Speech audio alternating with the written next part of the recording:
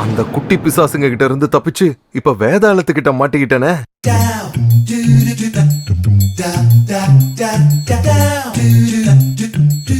அட என்னப்பா தயங்குற? பனியனோட எங்க போயிட்டு வர? இல்லையே, நான் பனியனோட தானே போனேன்.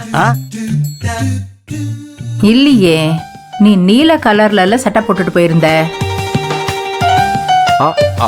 அப்படியா? ஐயோ, இந்த கிழவி எதையெல்லாம் பார்த்து வச்சிருக்க பாரு. நல்லா மாட்டிக்கிட்டேன்.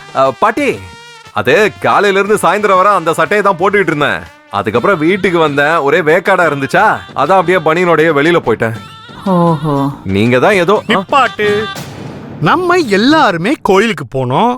கோயில இருந்து நீ அப்படியே நர்மதாவை வீட்டுல விடணுன்றதுக்காக போன. இதுல நீ எப்ப வீட்டுக்கு வந்து சட்டையை கட்டி பனியனோட போன?